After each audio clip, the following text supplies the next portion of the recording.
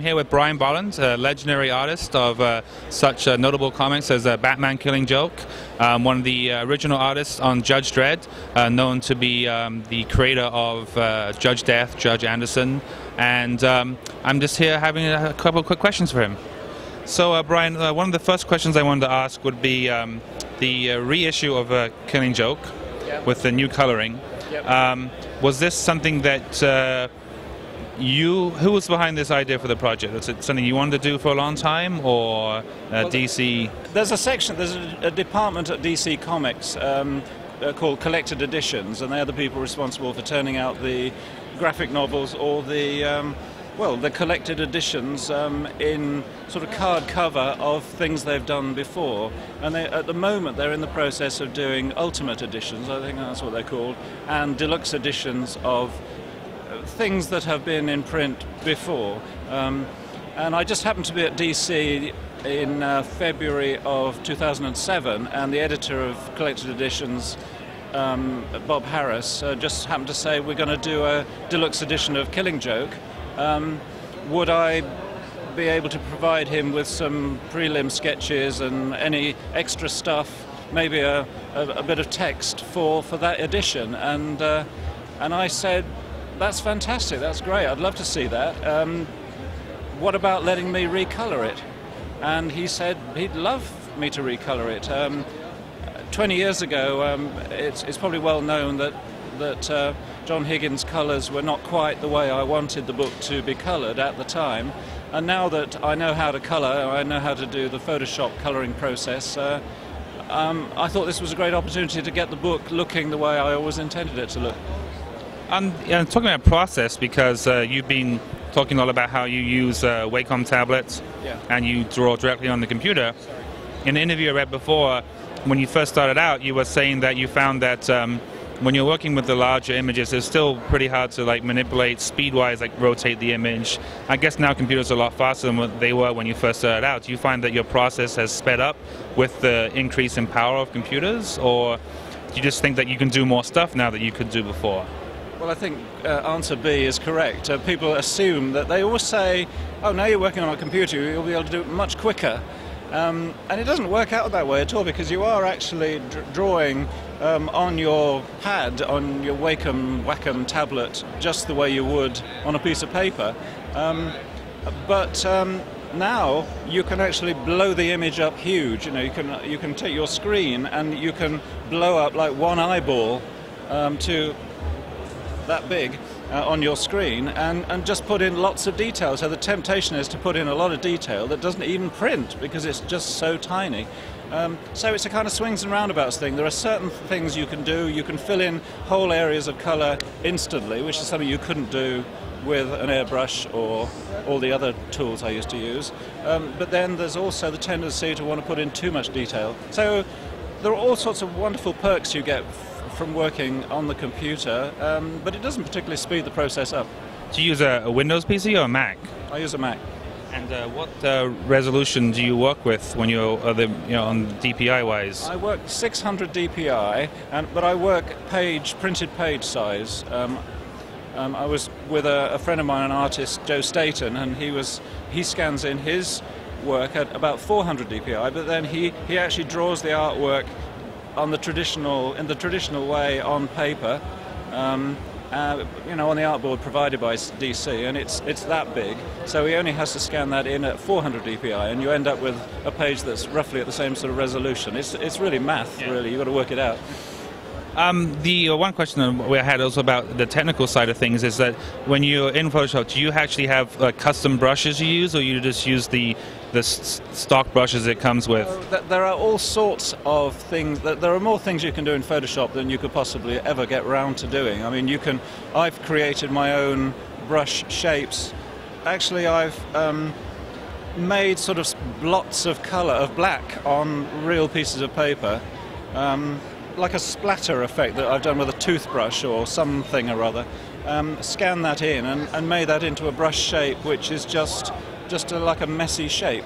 Because one of the dangers with a computer is that it ends up looking like a computer. You've got to try to make it look as if the human hand has actually created this image. So I use brush shapes which are sort of splatters, I've also made painted lots of flat washes on watercolor paper with watercolor inks, which I keep at high resolution, and I tend to fill in a whole area of my color, the artwork that I'm coloring, with a piece of wash color that I've created on paper. And then having placed that, like for instance over the flesh of a figure, you will actually see the texture of the paper, a little bit of speckly stuff. And once you've... Shall we wait? Do you want to wait for that? Yeah, okay. Go ahead. And once you've got this sort of flat watercolor effect or color on the area of the cover you're working on, you can then use the tools in Photoshop, like the burn tool, I think it's called, and there's a tool that makes it darker and a tool you can model it and hopefully still make it look like it's been done on paper by hand. It's interesting because, I mean, to me, especially when they started doing a lot of computer coloring comics, and a lot of some, I guess, more mass market comics, I mean, isn't some of the coloring automatic almost, or computer? A lot of it does look so, computer, unrealistic coloring. I can think of maybe some work by Image or Marvel stuff and everything, and it really sort of frustrates me that we've lost that sort of, touched effect, yes. Because I mean, the stuff can be more complex color-wise, but it's so unnatural. Well, I found when people started to color my work that I just found the line drawing was completely swamped by the color. You don't really see the line work anymore, and I still love to be able to see the line. And really, the less modeling and the less effects you use, the more you can see the beautiful line work on some artists' work.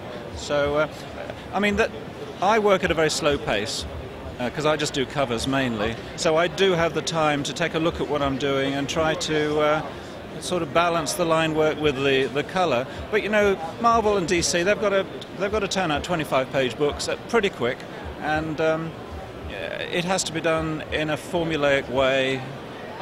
To my taste, it's just a little bit too flashy. There's just too much color. There often isn't time to, to sort of make the colors a little bit more subtle. But then much of the time, you look and you think that is absolutely beautiful work. Yeah, depends who's doing it.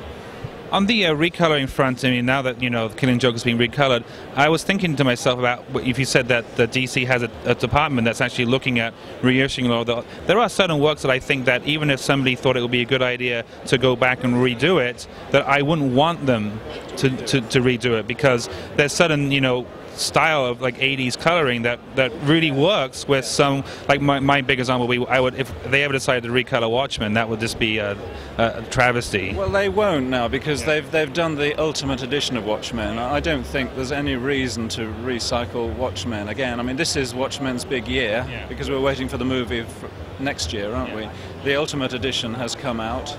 It is what it is. It's the classic it is. There's no need to do it. It's interesting because some older comics, the coloring stands up today just as well as it did back then, and some don't. I mean, I go back to, as you can tell, I go back to the 60s actually, and I still look at the covers. I mean, I often just look at the cover of a book and think that is absolutely gorgeous, and the colors were flat, although you could see a kind of texture on them from the printing process of the time. And I'd love to work like that. I've done a few pastiches of Kurt Swan covers and Gil Kane covers for DC, and it is so nice to just put a flat color on there. But you assume that the publishers are paying you to put a bit of work into it. If you've just laid a flat color down, you sort of think, well, maybe they want more than that. You have to cater for what you think people want. But I personally would... I did a cover for The Escapist. I did 4 covers for... Who published The Escapist? I can't remember. That was... And I had the comic. Dark Horse. The fourth one... Well, the third one and the fourth one never made it to the covers. The fourth one has never been in print. And it was a Tintin pastiche. Hergé's Adventures of Tintin. And it was done in a Tintin style with absolutely flat colour. And we all thought it looked great, but